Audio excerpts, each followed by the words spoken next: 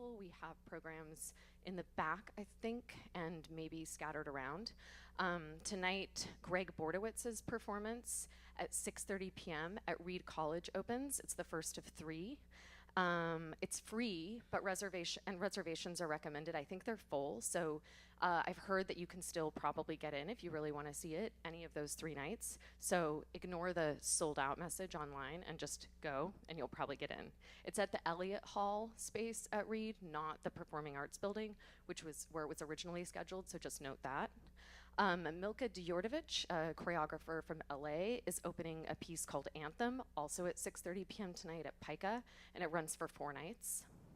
Jumatatu Mpo and Jermone Dante Beecham open their piece Let 'Em Move You tonight at 8:30 p.m. at PICA.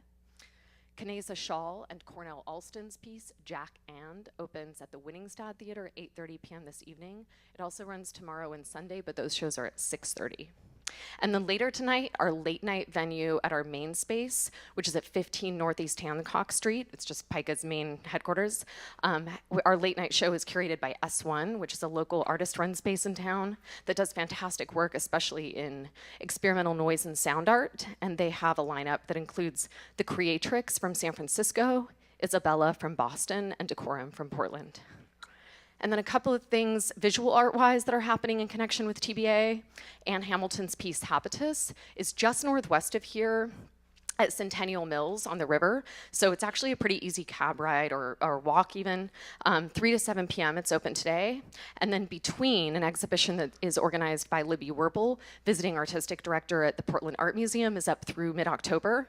But that exhibition is also cross-listed with TBA.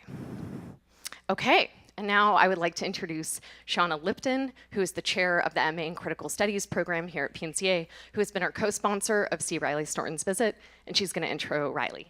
Thanks.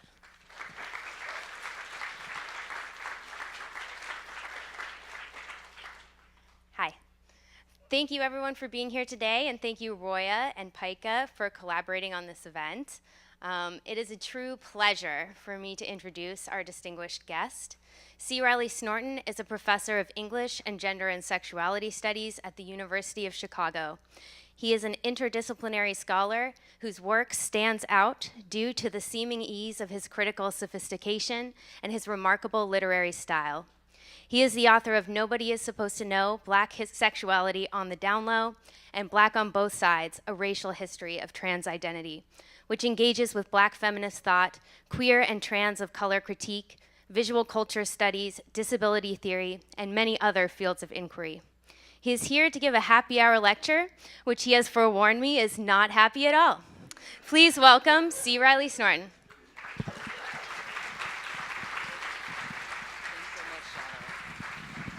Try and get this rig back up. Appreciate it. Thank you. Thank you for that really generous introduction. You should be forewarned that there's a lot of unhappy topics in this happy hour lecture. I want to thank Roya as well as Aaron and Kristen over at PICA. Thank you to the volunteers. Thank you to PNCA, in addition to Shauna, Peter. And it's really, I guess the word I'd use is overwhelming that there's such a turnout, so thank you so much for coming out to hear this talk.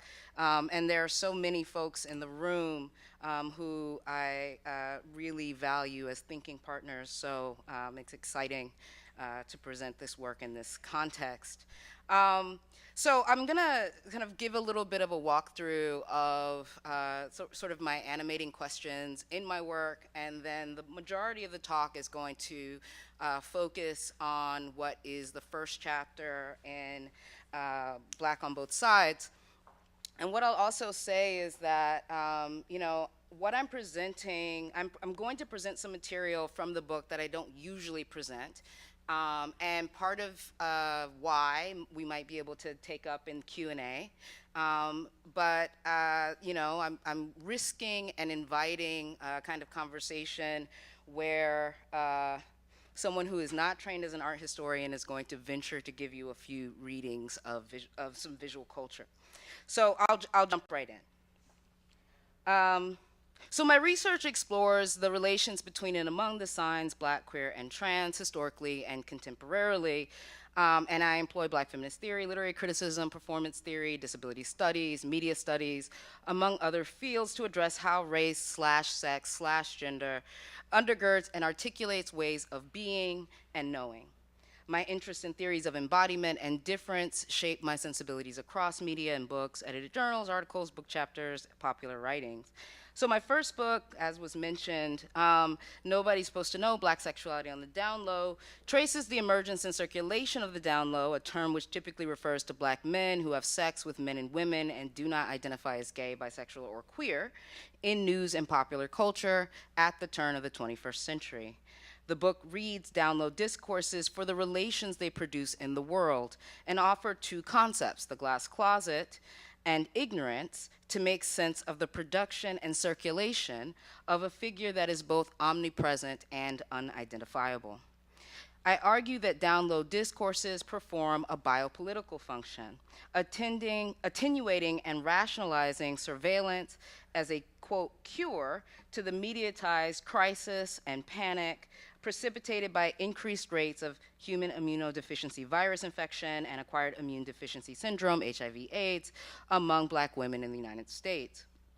So while the glass closet first appears in academic discourse in Eve Sedgwick's Epistemology of the Closet, I rethink the concept in Nobody's Supposed to Know to examine the interplay of forces of racialization and queer and trans representational practices. I argue that the glass closet as a metaphor and an analytic enables an understanding of the down low and Black sexuality more generally as subject to spectacle and speculation, hypervisibility and confinement. So my book also attends to how ignorance as a tactic of refusal addresses how down low figures negotiate a biopolitical will to know, often through performances of not knowing. The final chapter on the frequent attachment of trans and queer rumors to Black celebrity served as a launching pad for some of the questions raised in the second book. While the first book thinks through how speculation inflects representational practices of Black gender and sexuality, Black on Both Sides extends that analysis in a consideration of the transitivities and transversalities of Blackness and transness, by which I'm referring to the mutually constitutive and collateral genealogies between the signs Black and trans. And in the book, I look at that primarily in the US across the 19th and 20th centuries. So Black on Both Sides takes as its archive an eclectic collection of materials, including 19th century sexological texts, plantation medical records, fugitive slave narratives, Afro-modernist literary productions, documentary films, mid-20th century journalistic accounts of Black trans people, to demonstrate how race figures prominently in the development of the category of transgender. In viewing the interplay of Blackness and transness as transitive, which in the grammatical sense refers to an expression of action that requires a direct object to complete its sense of meaning, but also as it refers to the quality of passing into another condition, changeable, changeful, passing away, transient, transitory. This study begins by tracing the circulation of Black and trans as associated signs as they are brought into the same frame by the various ways they have been constituted as fungible, which is to say thingified and interchangeable within the logics of transatlantic exchange. So as the first two chapters explore in greater depth, the fungibility of chattel persons produced a critical context for conceptualizing transness, generating understandings of sex and gender as subject to revision in the arenas of medicine and law.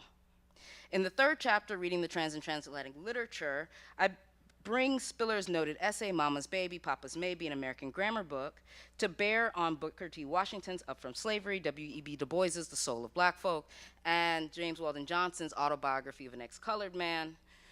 The patriarchal impulses that would structure a desire to be modern as a tenet of manhood rights necessitated a symbolic rearrangement of Black women's figurations. And through this process, Black modernity would indicate the ways that Black gender is, as Christina Sharp has articulated, anagrammatical, which is to say open to rearrangement. As the first two chapters take up fungibility to express how Black women have been instrumentalized to create understandings of being and non-being in the arenas of science and law, This chapter, the third chapter, explores how Black manhood would articulate itself around a symbolic order established through and upon Black female flesh ungendered. The association between being Black and having a Black mother was critical to maintaining the biopolitical ordering of slavery and continued as a question for consideration and redefinition through and in the wake of Reconstruction. In light of this interrelation, one could re-articulate the problem of the color line in terms of reproduction, such that one substitutes the question of what it feels to be a problem with what it means to have a Black mother. This metonymic move, which is also a play on how the logics of synecdoche and substitution structure the racial real in Afro-modernist literature, organizes the third chapter along a series of routes into what Spillers calls the female within, and particularly the female within the three Negro classics. So chapters 1 through 3 enact an argument about how transness animates Blackness, figuring one part of a doubly negated relation, as it bears upon the articulation and experience of Black life. In chapters 4 and 5, I attend to the other part of this negated relation in an exploration of the ways Blackness animates transness, particularly as it pertains to the project of 20th century transhistoriography.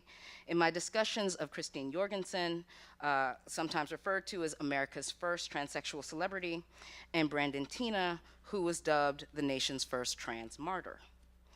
So for my talk today, I'm primarily drawing upon research from the first chapter, as I noted earlier, and to highlight what we might consider together as the kind of art of science and the way scientific methods deploy artistic concepts to dissociate knowledge from its particular socio-historical context. Told in two parts, I'll begin with a brief exposition or some object lessons about the founding of gynecology, and then focus on the visual culture of gynecology and the emergence of gynecological illustration as a way to think about how race produced sex and gender in the 19th and 20th centuries.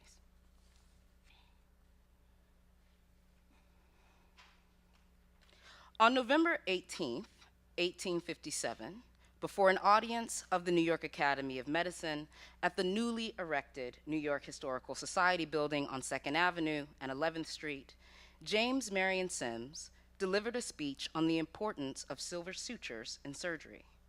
In his address to fellow physicians, Sims focused primarily on the 3.5 years of experiments performed on chattel women named Anarcha, Betsy, and Lucy, as well as several unnamed captives, which led to his career-making cure for vesico-vaginal fistula.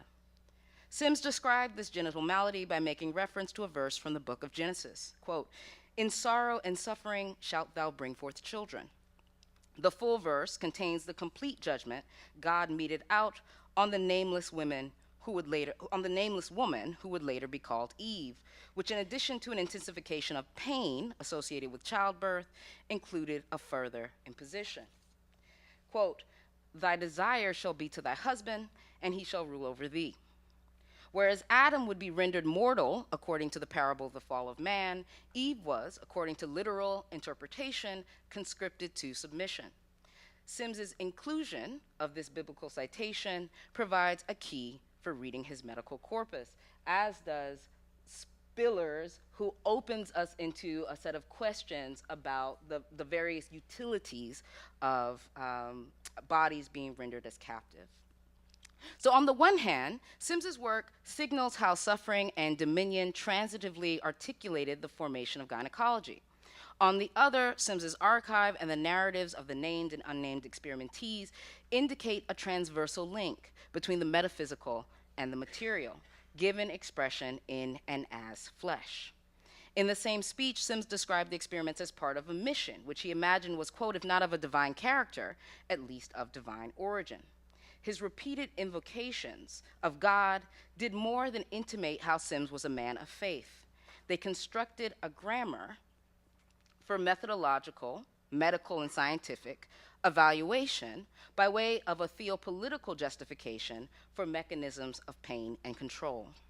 This unethical grammar of suffering would dominantly express how Anarcha, Betsy, Lucy, and the unnamed others would function as a living laboratory within a political economy wherein their atomized flesh took on an adjunctive function in the production and reproduction of a series of proprietary instruments and procedures.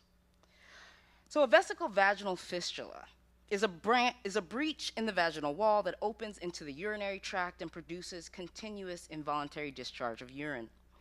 As L.L. Wall explains, VVFs are the result of a massive crush injury to the soft tissues of the pelvis. According to Dorinda Ojinaga, chattel persons were particularly at risk for VVF because of, quote, poor nutrition, lack of prenatal care, and births at an early age. Yet the pelvis was also a critical site for producing racial hierarchies among 19th century anatomists and sexologists intent on finding, supposedly, some form of bodily proof of Black inferiority. Sandra Gilman explains that the pelvis in racial science acted as an intermediary role, as both a secondary and primary sexual sign in theories of species differentiation. In addition, and as another indication of how physicians viewed cases of VVF among chattel persons as evidence of racial inferiority, occurrences of VVF were frequently attributed to the ignorance of midwives of their own color. Though Sims would recursively euphemize this condition as an accident, vesicovaginal fistula functioned as a sign of slavery, as signifier and signified in a chain of meaning to give expression to what Saidiya Hartman describes as, quote, the erasure or disavowal of sexual violence that engendered Black femaleness as a condition of unredressed injury. Sims's archive serves to quote Spillers as a materialized scene of female flesh engendered.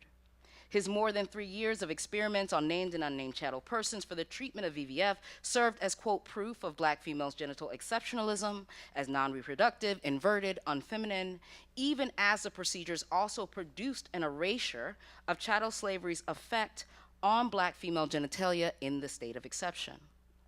The international acclaim Sims received for his treatment of VVF generates a number of questions about the transubstantiation of things as it relates to the life of flesh that resides in the series of instruments and procedures, including Sims's speculum, catheter, and sutures, and also in terms of what VVF and its cure reveal about the relationship between sex as a biological category and ungendered flesh.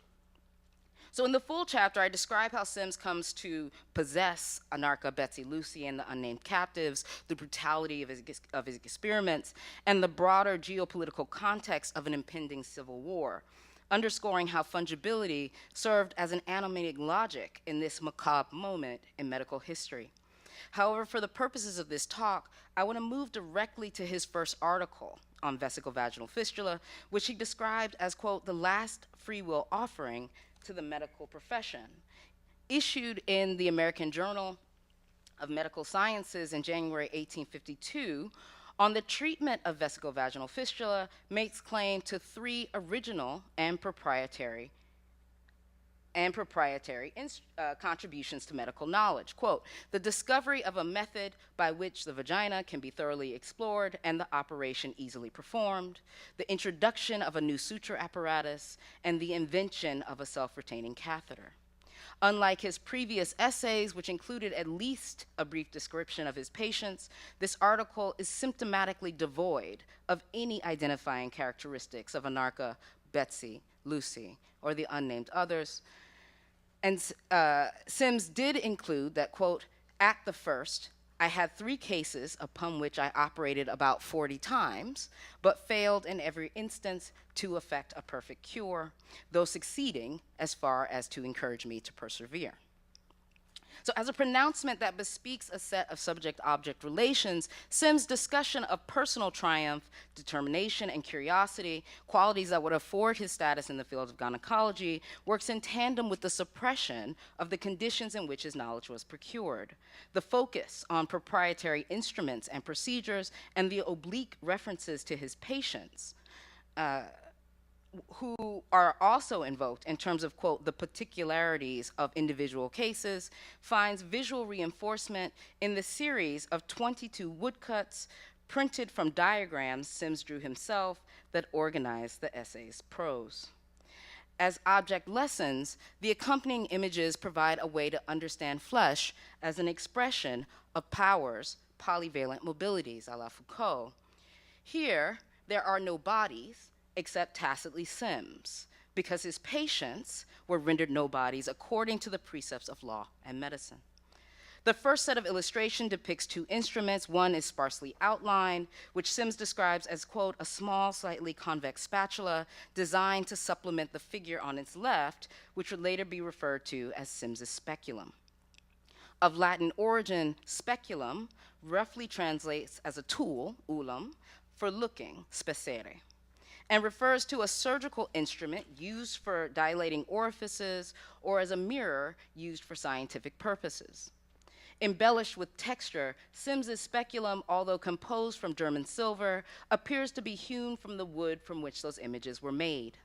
Analogously to contemporaneous printmaking practices, Sims suggests that the speculum should be reproduced with, quote, 2 or 3 different sizes so as to be prepared for any case. Each letter printed along the perimeter of the drawing corresponds to an instruction about the instrument's design. The lettering not only maps the spatial coordinates of the speculum, but also presents a topological relation between Sims's instrument and the instrumentality of flesh and its capacity for expansion and inspection. It is perhaps unsurprising that an object that expressed the directive to look would perform an instrumental role in the narrative emergence of gynecology in the US. Investments in the visual, in the making of racial slavery, meant organizing life according to who was doing the seeing and who or what was being overseen.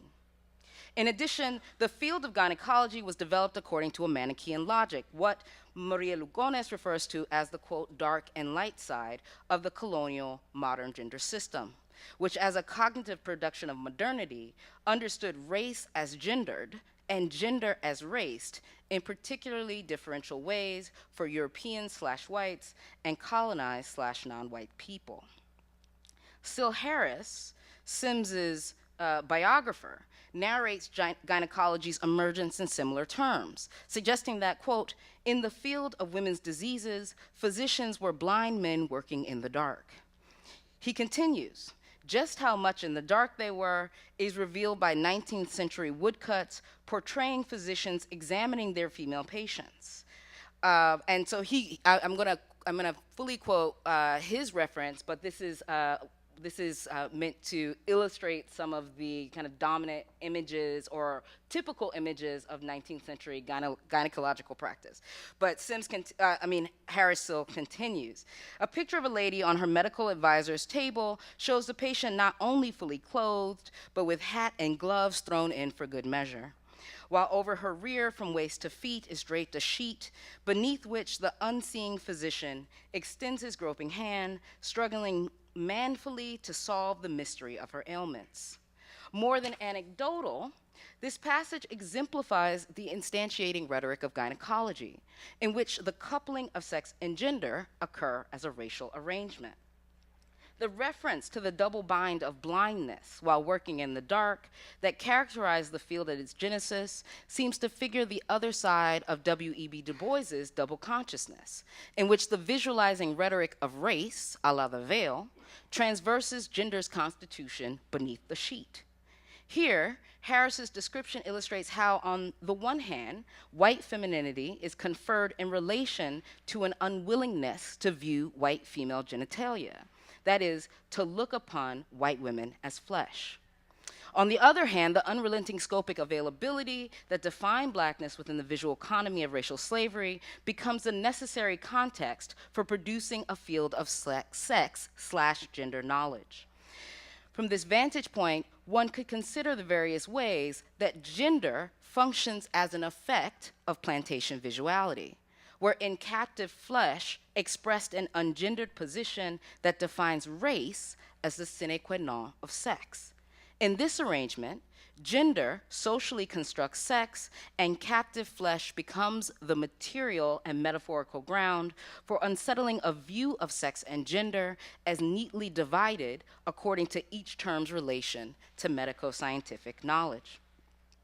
Elaine Scarry notes how the concepts of the body and voice, or in the language of Christian scripture, flesh and word, emerge as explanatory rubrics in early moments of creating, or when there is some problem in the relation between maker and made thing that carries us back to the original moment of making.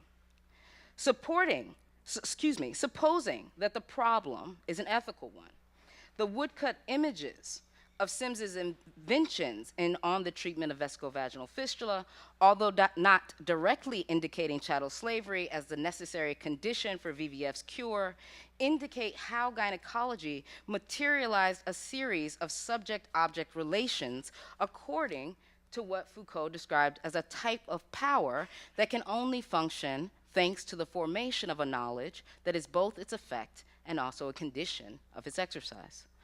The erect form of the instruments and the article's accompanying illustrations, pictured as if they were sitting for a portrait, function as another sign of the total objectification that produced subjectified objects of flesh. As representations of flesh, the images figure flesh as blackness and abstraction, desubjectified and material, the substance of method and mode.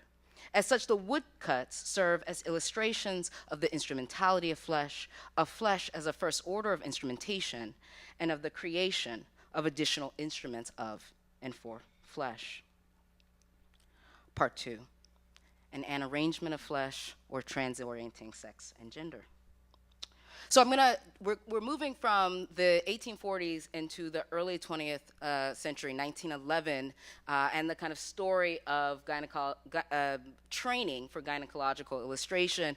And I encourage you, as I present from this section, to also to think about the kind of persistence of flesh in animating the kind of science of, the persistence of flesh and race in animating the common sense about sex.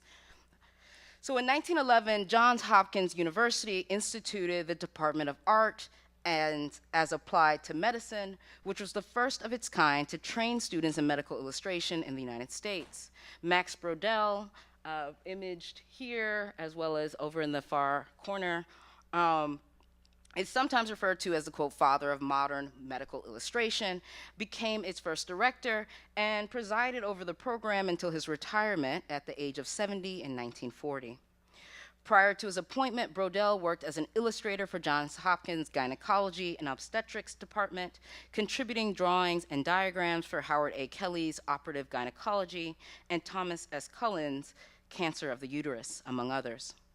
He and his colleagues, August Horn and Herman Becker, have been described as revolutionaries in the field of medical illustration, heralded for creating the defining works of their time, which according to Cullen was, quote, just as medicine and surgery were making greater strides than they had done in centuries, and when many new illustrations were necessary. So while Brodel's vast catalog depicted myriad medical phenomena, his initial placement and training in gynecology indelibly shaped his view of the role of illustration in medical literature.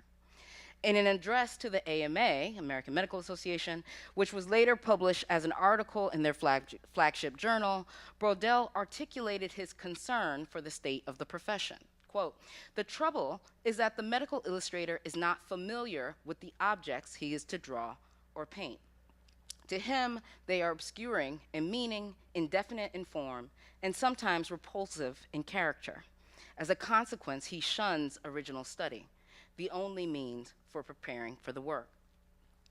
For Brodel, in order for a medical illustration to analyze, interpret, and teach, it required the artist to have prior and direct access to medical knowledge. Written in an essay published a few months before his death, he pronounced that no drawing was made by him without original study, by injection, dissection, frozen section, or reconstruction. Such a process was necessary, he suggested, for the artist to fully comprehend the subject matter from every standpoint: anatomical, topographical, histological, pathological, medical, and surgical. From this accumulated knowledge grows a mental picture from which, again, crystallizes the plan of future drawing. As a gynecological illustrator, however, depicting the nude female form required improvisation, given the paucity of models for such endeavors. In a tribute written for Brodel after his death, Cullen addressed this matter directly. On a few occasions, when he was a relatively young man and when he was illustrating Dr. Kelly's new method of examining the bladder and uterus, he required a model from which to sketch the knee-chest posture. Every time I see the drawing he made on those occasions, I cannot help smiling broadly. I was Max's model, and you may rest assured that it was easier for me to assume the knee-chest posture at that time than it is now. These are the words of his collaborator, right? And according to Rannis Crosby and John Cody, quote, "The jokes and laughter of the two young men as Max labored to transform Tom's muscular rump into something gracefully feminine echoed undiminished down the years." Brodel's artistic translations from male to female form also crossed racial classifications, as in his method of introducing long rectal speculum to examine entire length of lower bowel. That is a full title, and I will only be referring to it as method moving forward, published in Kelly's Medical Gynecology, which was produced in 1912.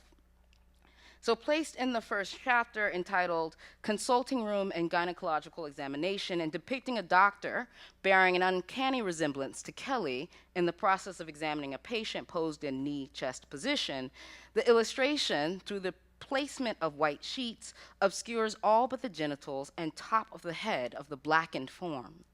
Incidentally, but perhaps not coincidentally, method appears within one page of a pair of images depicting Sims's position for vaginal examination.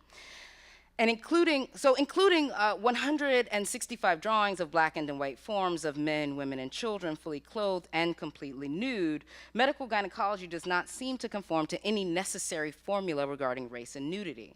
Many illustrations depict white genitalia as determined by the figure's shading and the rendering of hair, demonstrating the fallacy in concluding that black figures were featured in order to secure white women's bodily integrity.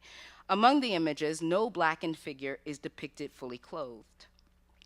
In some instances, white bandages obscure the face of blackened forms, as their breasts and buttocks are meticulously rendered, underscoring a pornotropic gaze that informs, subtends, and frequently subsumes a medical scientific one, which is to say that flesh gives expression to the idea that the examination room is also a libidinous site. The reappearance of the white sheets, which in method reads as a perverse and parodic take on Harris's earlier description, reveals itself to be a visual device to sharpen the distinction between human form and flesh in its manipulation of anxieties over concealment and revelation. The dislocation of genitalia from bodily form, achieved by their placement, underscores how one is viewing nude flesh rather than a nude body, which, as Frank Wilderson explains, is distinguishable as, quote, the grammar of suffering's discourse from the discourse of suffering itself. One could reason that the interplay of blackened and white nude forms in medical gynecology produces an apparatus for viewing medical nudity as structured by and distinct from flesh. Metaphysically speaking, flesh then becomes the capacitating structure for sexual knowledge through its constitutive position as outside of the symbolics of the body. In this sense, Brodel's illustrations are not, quote, products of their time, as is so often the way that people discuss racism, but a perpetuation of codifying blackened flesh as out of time, as an untimely referent that demarcates other forms of arrival. Brodel's investment in original study and planning take on a different valence. More than a method for producing artistic expression and scientific realism in the practice of medical illustration, his commitments reveal a reality about the history of medical schools in the United States and medical instruction's ongoing reliance on black cadavers. As Harriet Washington explains, the emphasis on anatomical instruction in 19th century medical classrooms produced a demand for cadavers, which were frequently supplied through the theft of black flesh from cemeteries, mortuaries, and morgues. The racial disparities in cadaver use persisted well into the 20th century, and as Washington notes in a study conducted in 1933, it was found that many Southern schools still used only black cadavers for teaching anatomy. From this vantage point, one might consider a series of questions, including how does flesh express the distinction between the living and the dead, between being and non-being? In other words, how does flesh express the violence of metaphysics itself? As a thing that produces relations, flesh transorients what is dominantly expressed as sex and gender, which Robert Thom's artistic renderings of Sims's first examination expresses at the level of time. Produced between 1948 and 1965, and commissioned by the pharmaceutical group Parke Davis and Company, Robert Thom's 85 oil paintings depicted a range of medical phenomena, loosely organized as 40 centuries of medical advancement and pharmaceutical invention. Beginning in 1951, Parke Davis distributed reproductions of the paintings throughout Canada and the US as box sets. The images were eventually collected into 2 volumes, Great Moments in Medicine, which came out in 1961, and Great Moments in Pharmacy in 1966, with additional descriptions provided by Parke Davis pharmacist and self-trained historian George Bender. Prior to their collection in book form and as a mode of soft advertisement in the pharmaceutical company, for the pharmaceutical company, each image also circulated as subsidized monthly inserts in the magazine Modern Pharmacy, a practical journal for the retail druggist. Jonathan Metzl and Joel Howell note the immense popularity of the series, which soon adorned the walls of countless waiting rooms, pharmacies, and private homes, and were widely reproduced in calendars, popular magazines, and educational brochures, and became the subject of a full-length promotional movie. Thom's J. Marion Sims, gynecologic surgeon, was, according to Metzl and Howell, the most controversial image in the Great Moments series. The aesthetic rendering of plantation medicine, unable to allay concerns about the unethical grammar of suffering that structures the scene of medical advancement. On the far right, Sims is pictured in an overcoat with arms crossed and, according to Harriet Washington, holding in one hand a metroscope, the forerunner of the speculum. Sims's likeness was made from the various portraits taken during his life. His formality of dress and posture distinguishes him from the other white men in the scene, who in shirt sleeves, waistcoats, and bow ties are meant to represent his assistants, whether students or fellow physicians. Their rolled up sleeves and posture mark the scene as anticipatory of a later moment, in which they will be enlisted to restrain the figure seated in a kneeling position. All eyes are directed on Sims, including those of the 2 black women peering from behind a large white sheet. In contrast to the individualized figures imaged in front of the sheet, the 2 are posed in close proximity to one another, with one figure's hand placed upon the other's shoulder. While some critics have read their expressions as childlike, one could also perceive their expression as a consequence of their partial embrace, a mirror of the self-soothing pose of the figure on the table, described in the painting's caption as, quote, "the slave girl Lucy." In her reading of the image, Washington identifies the kneeling figure as Betsy, noting how she is depicted, quote, as a fully clothed, calm slave who kneels complacently on a small table in an innocuous tableau that could hardly differ more from its gruesome reality. Though Washington does not explain why she calls the kneeling figure Betsy rather than Lucy, her analysis calls attention to the interchangeability of Lucy and Betsy in Sims's autobiography and the logics of fungibility that situate Sims's experiments within his archive. As another dimension of how fungibility animates the scene of gynecology's founding, Thom casted his housekeeper, Barbara White, to represent Lucy/Betsy, an artistic decision that reproduces black women as fungible flesh more than a century after Sims's initial experiments. As McGregor suggests, the background of a draped white curtain and a table covered by a white sheet present a sanitized scene for the ensuing examination. Other objects, including the smaller table, additional cloth, and bowl, reinforce the decorum of medical professionalism and scientific exploration. The large lamp is nearest the center of the image, a visual metaphor for the enlightenment that would ensue. The abundance of white sheets in Tom's painting recalls again Harris's description of the 19th century woodcut of the white female patient fully clothed and covered in an additional sheet, and which for Harris illustrated a paucity of information among physicians about women's body and health. As a visual trope of unrepresentability, the sheets in Tom's painting marks a shift from masking the patient and the unrepresentability of the white female form as flesh to obscuring the environment, concealing how the examination room gave way to more than a dozen chattel persons, some of whom Sims personally enslaved. Put succinctly, the sheets distinguish the medical setting from its double, a site of slavery. The ornate dress worn by one of the figures, partially obscured by the sheet, as well as what McGregor notes as the lack of wear and tear on their bare feet, buttress the scene's romantic depiction of Sims as an emblem of scientific neutrality. So while all eyes are presumably on Sims, he seems to be looking at the clock across the room, a gesture that indicates the significance of temporality to the image and the Great Moments series. As the caption explains, the scene depicts Sims in a moment of preparation, the figures therein pictured in expectant repose. In a sense, one could read the image as a portrayal of anticipatory time, cohering within the grammatical tense of the future perfect, to express Sims's wish fulfilled.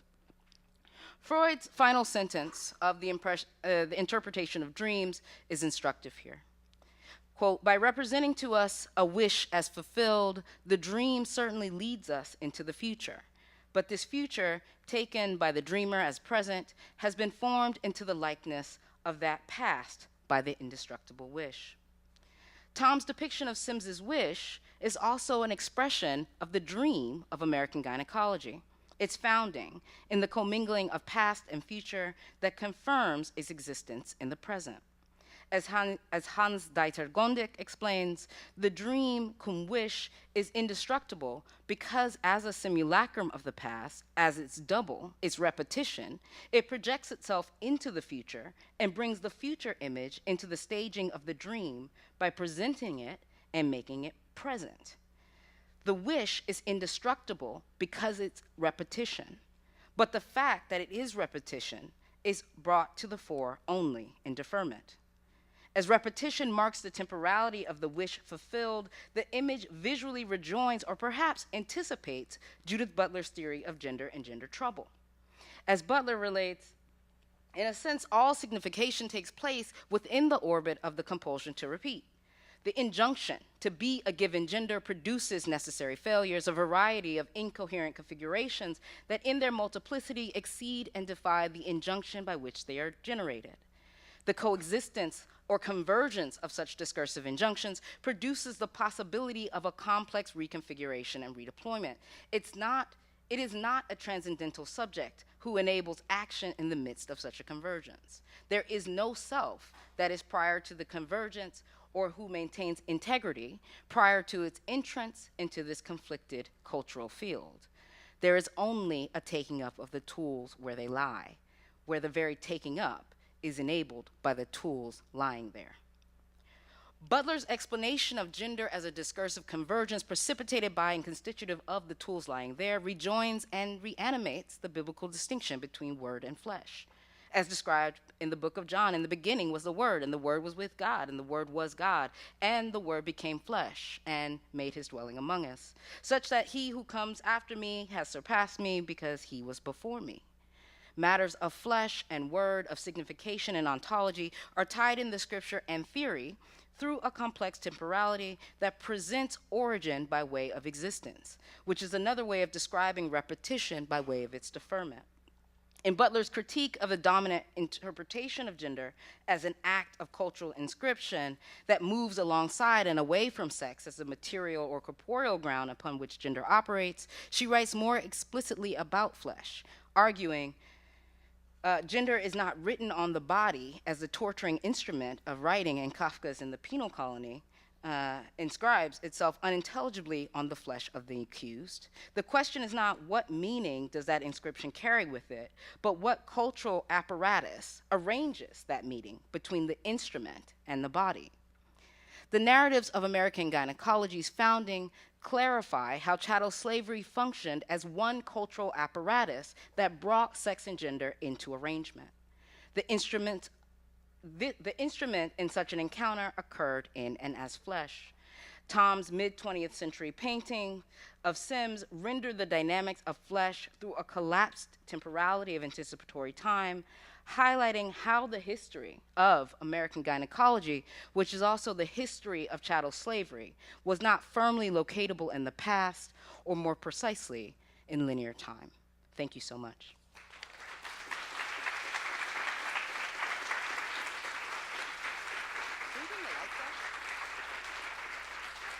That was, yes. And we can take a few questions. So thank you so much for your listening. We have 10 minutes, so either we can maybe, if there are a lot of questions, maybe we can stack them, and if we're slower to talk, then I'm happy to take them one at a time. Okay. I'm also gonna move from, I feel like, hello, well, this is me. I'm like the height of the podium, so, yeah.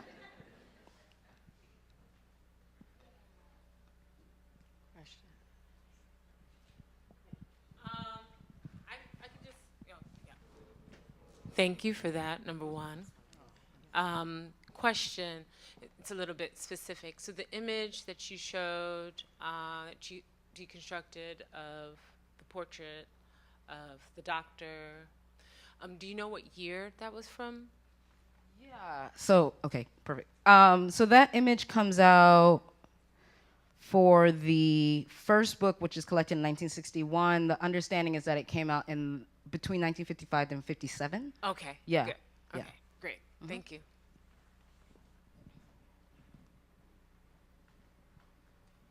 Other questions?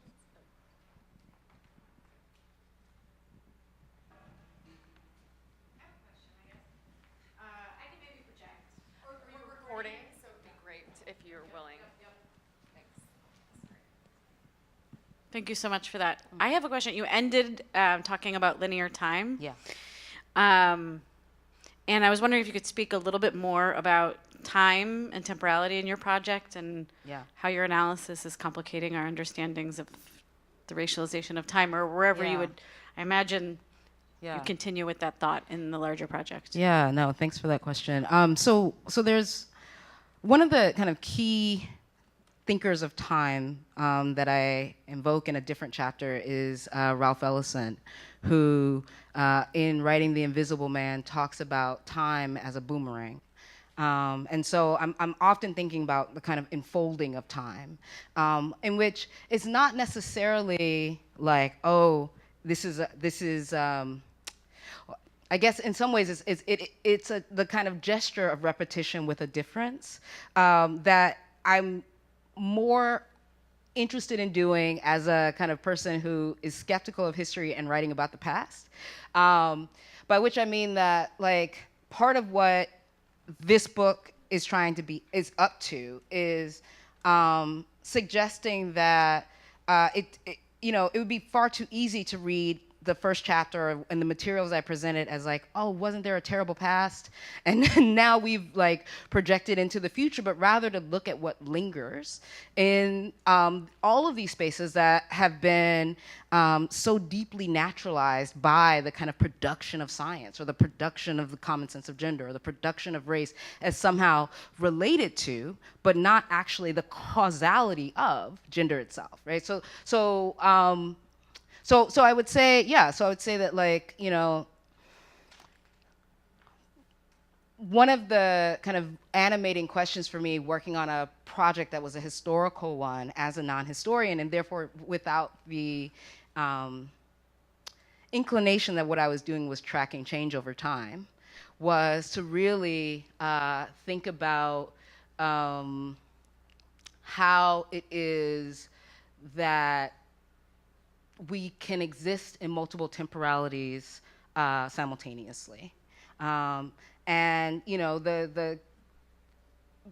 there's a kind of gruesomeness the longer you sit with that Tom image that is precisely about all the various enfolding of the time of slavery that is being projected and disavowed. Yeah.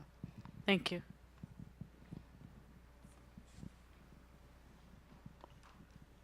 Other questions? Maybe I'll come around, Lucy. I feel like, yeah, I'll pass that. I'll be on this side. Just again, a bit more information. I was quite fascinated by the image on the cover of the book, which you didn't refer to, and just how that sits, you know, within this kind of landscape you're sketching out. And also you mentioned the idea of a pornotropic gaze, and I just was interested in that choice of image and how you relate that to what you've talked to us about. Thanks. So the book cover comes from a postcard that's available at the Human Sexuality Collection in Cornell. The description at the time that I encountered it was bracket, black couple, comma, circa 1900.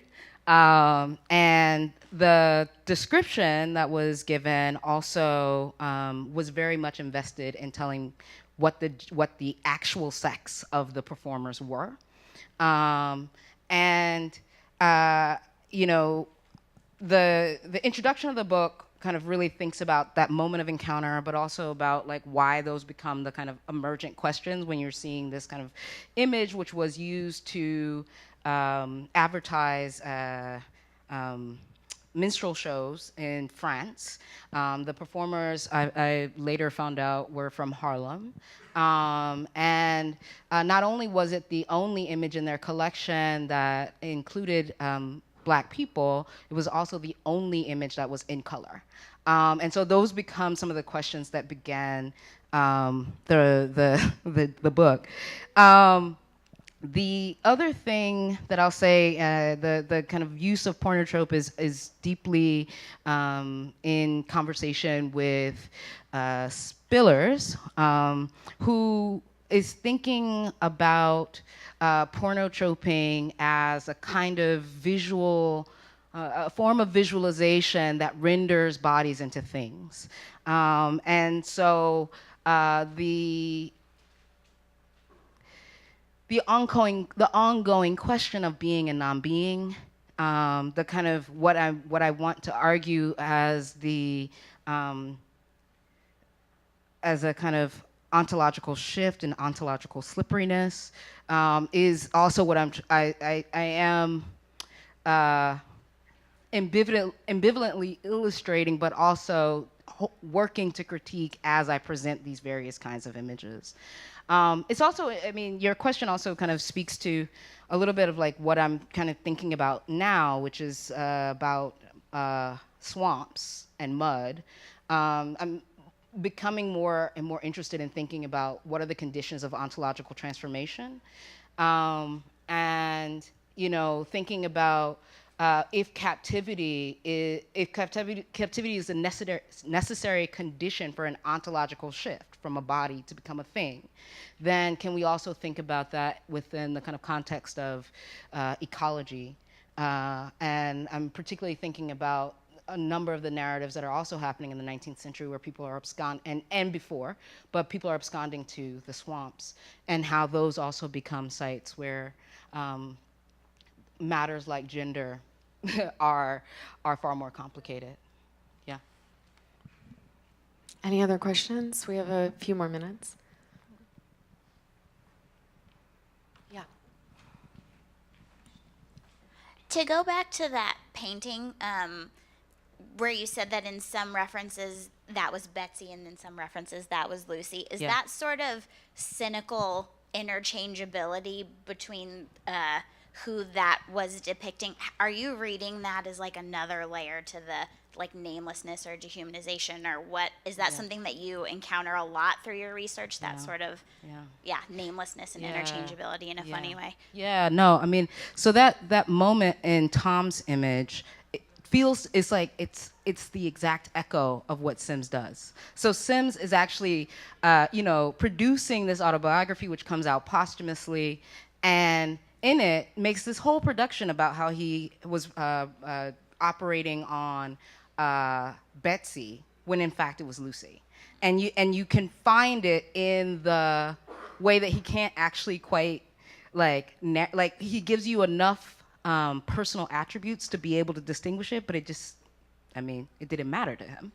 And so that becomes one of the ways that I kind of try to think about what are the everyday logics of fungibility that constitute being able to make use of captive people for several years with no real sense of what their kind of personal lives or their experience of, and that's also what the autobiography goes into, is his own rumination of what their experiences of his experiments were. Often when we think about fungibility, we think about it in the kind of context of the law. But I wanted to really think with Sims's archive as a way of thinking about, okay, so then what does the law enable at the level of how people are experiencing their day-to-day? And so the fact that even in the representation that's happening in the mid-1950s, there is that slip is meaningful in terms of thinking about how flesh and fungibility are intertwined.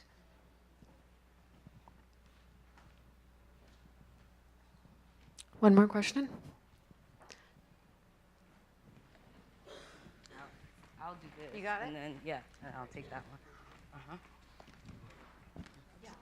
I was wondering if you can talk about, you were as identifying as not a historian, and the way that you're thinking about visual culture and kind of reading history, and why you distinctly make that clarification. Yeah, I mean, so there's like one part of it is kind of like I don't have any disciplinary identifications. I am really compelled by the idea of post-disciplinarity, beyond interdisciplinarity or transdisciplinary, where, basically the way that I've read it by this person, last name Erbst, she says all we have are questions, bigger and better, like making bigger and better questions, and the tools of any method that may allow us to respond to those questions. And so, the impetus in working in the past was in large part also a reaction to the idea that transness is not a thing until post-World War II. So in creating that kind of gesture where it's through a kind of modern medicine that transness exists, part of beginning in the mid-19th century, and I could have begun in other places too, but beginning in the mid-19th century is to also make quite clear that the scene of the clinic is also the scene of plantation medicine, right, and the scene of slavery. And so, I think in some ways, the book sometimes is described as a history of Black trans people, and then people are very clear, like I think people rightfully don't think it's that. But I think that's precisely because I'm more interested in an approach to history that is about thinking about how ideas become conceivable in the world than I am in thinking about sort of kind of making a clear map of something that we can name and point to as that thing, Yeah. Thanks for that question. Any more? One more?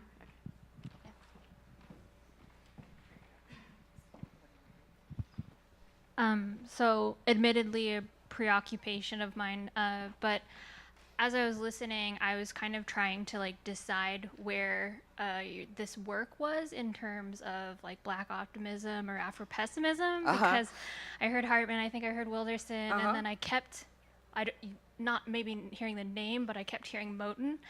And so kind of politically, where do you range this? Okay, so so I identify as Spillersian and Hartmanian, which I think has I think that, you know, one of the things that I say about I've constantly fantasized about throwing a conference called Against Camps, because I actually think we need all the tools that we have at our disposal to do Black thought. And so I am against camps, but there's also a part of what I am working through at the level of citation in the book is to say that Hartman doesn't, how do I want to put this? The inevitability of citing Hartman is not Afro-pessimism. Okay.